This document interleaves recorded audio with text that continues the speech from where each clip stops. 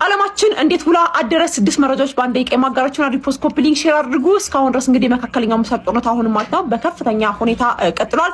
ምንም የመብረድ ነገር እየታየበት አይደለም። 6 መረጃዎች በአንድ ደቂቃ ላጋራችሁ። ፎሎ አድርጉ። እኔ ጋር ፎሎ ማድረግ ነው የሚቆጥርባችሁ ሜሴጆች አይቆጥርባችሁ ፎሎ ያደርጋችሁ።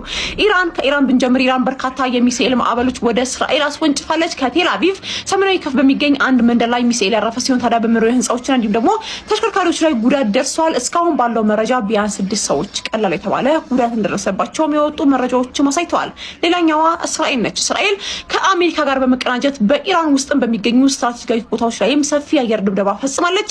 የሚሳኤል ማምረቻ ፋብሪካዎች፣ የደህንነት ተቋማትና እንዲሁም ደግሞ የኢራን አብዮታዊ ዘብ የጦር ሰፈሮች ኢላማ ነበሩ። ባለፉት 24 ሰዓታት ውስጥ ብቻ ማለት ነው ከ200 በላይ የአየር ድብደባዎችንም ፈጽመዋል እስራኤልና አሜሪካ በመቀናጀት።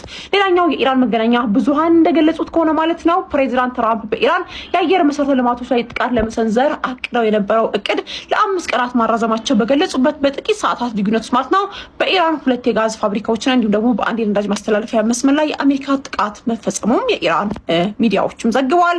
ሌላኛው ባለፉት 24 ሰዓታት ውስጥ ኢራን የአሜሪካ አጋር ወደ ሆኑ የባህረ ሰላጤ ሀገራት የሚሳኤል እንዲሁም ደግሞ ድሮን አዝነዋለች። አብዛኞቹ በአየር መከላከያ የከሸፉ እንደሆኑ ተገልጸዋል። ሌላኛው የተባበሩት አረብ ኤሚሬትስ 7 የባላስቲክ ሚሳኤልና እንዲሁም ደግሞ 16 ድሮኖች ቢወረወርባትም የሀገሪቱ የአየር መከላከያ ስርዓት አብዛኞቹ ጥቃቶቹን ማክሸፍ የቻለ ሲሆን እስካሁን የደረሰ ከፍተኛ ውድመት አልተመዘገበም።